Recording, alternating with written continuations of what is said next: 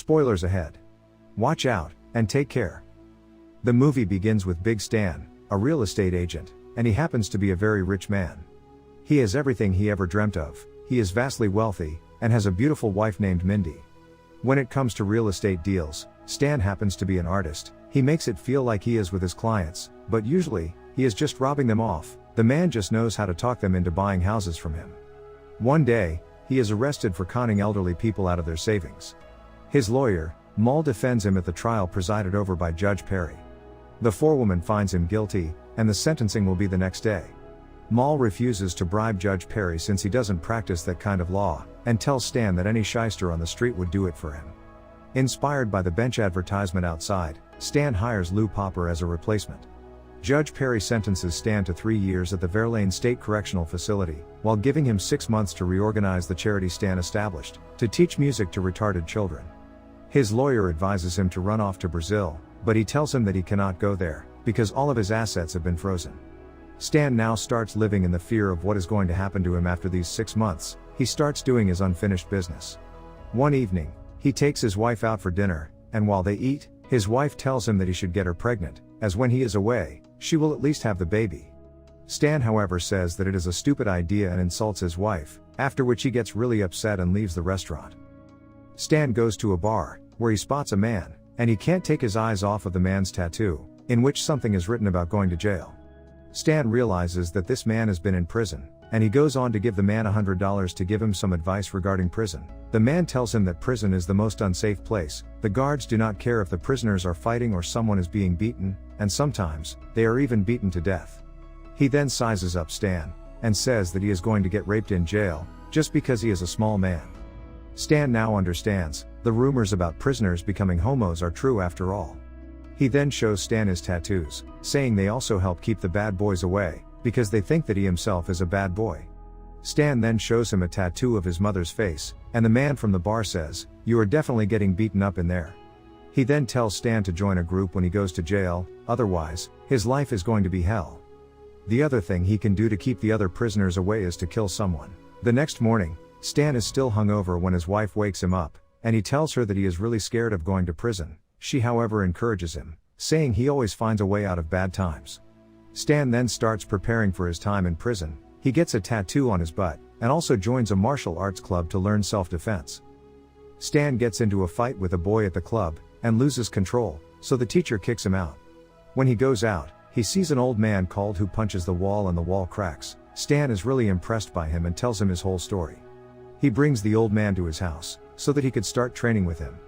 Mindy, however, does not seem to be a fan of the idea, and the things she has to do. The master makes him do really weird stuff, and makes him drink gross things, and Mindy feels like puking while making those drinks. Master's training is really hard. He beats Stan with the burning sticks, and hangs him from his own skin. Mindy is getting sick of everything, and she tells Stan to kick him out of their house. When Stan gets sick of Mindy's complaining, he decides to teach her a lesson. He pretends to be worried, and tells her that they are about to be attacked, and Mindy could get raped as well. Mindy gets really scared, and this is when he tells her that these things could very much happen to him in jail, so he has to be prepared for it. Mindy gets even more upset, and packs her bags and leaves, telling Stan that she does not want to live with him anymore. Master is happy about her leaving, because Stan can focus more on training now. For the next 5 months, he trains like crazy, and becomes a really good martial artist. Stan then makes his way to the martial arts club from where he was kicked out. He sees that trainer and beats the shit out of him. Master then tells him that he is ready. The master and his lawyer take Stan to the court. Mindy still hasn't talked to Stan, but she sees him going inside the court and cries.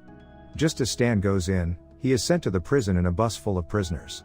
After a while, the man sitting with him touches him in an inappropriate manner, but Stan goes on to teach him a lesson right there.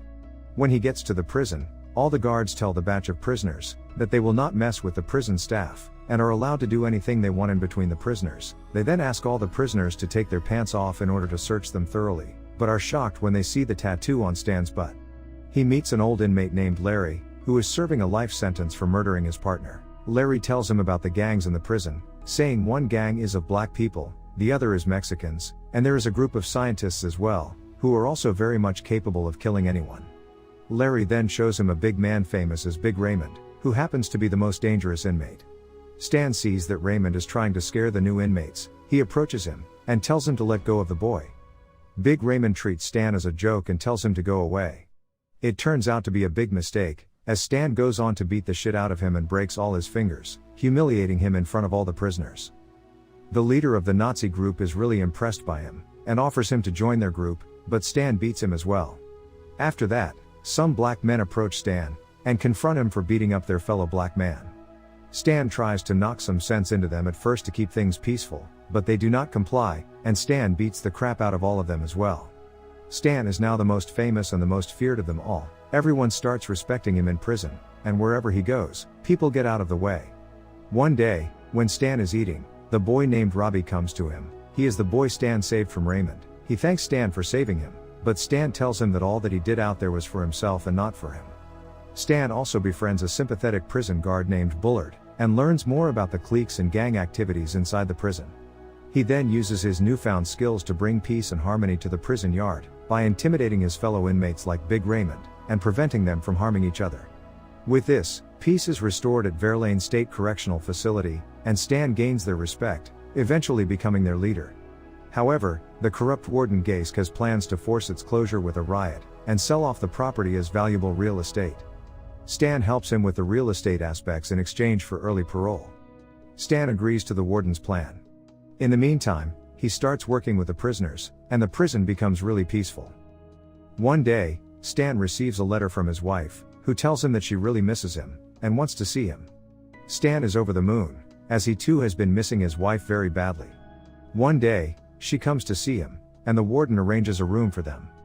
They spend some quality time together and make love. The warden sees from the window that the whole prison is really peaceful, and that of course does not sit well with him. He orders the guard to bring him Stan. When Stan is in bed with his wife, the guards show up and drags him out of there. The warden then goes on to tell him that his peacemaking efforts threaten his grand plan for a riot. He tells Stan to make it right, because he is the one who could very much end up sabotaging the whole plan, by bringing peace between the prisoners. He tells Stan that if he does not do as the warden tells him, he is going to be in prison for the whole 3 years, or even more than that. Stan does not want to end the peace, so he calls his lawyer to take his opinion. The lawyer right away tells him to do as the warden asks, or he will either kill Stan or make his life hell. The lawyer tells him not to underestimate the warden, as he has the power, and also happens to be a brutal man when he does not get his way. Stan then decides to make the prisoners go back to fighting, and tells them that they can go back to being animals if they want, as it is not his responsibility to keep everything in check. One day, while he is having lunch, Robbie comes to Stan, but he gets pissed off and tells him to go away. Larry understands that something is going on with Stan.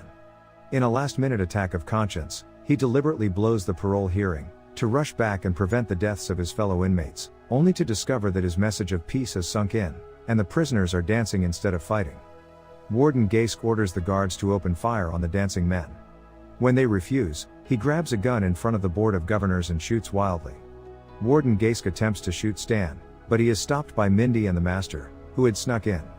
Stan was surprised that the Master had trained Mindy during his incarceration, when he had thought they were having an affair during an earlier phone call. 3 years have gone by, and it is the day when Stan is to leave the prison. All the prisoners are gathered there, and they are ready to say goodbye to the man who taught them the importance of unity. Patterson takes his shirt off and shows off his stomach, at which he has tattooed Stan's face. Mindy, along with the Master, comes to pick up Stan from the prison, along with her and Stan's daughter. He reunites with his family as a totally different man. The end. Thank you for watching. Subscribe if you'd like to see more videos like this. Turn on the notifications, and leave a like to help the channel out.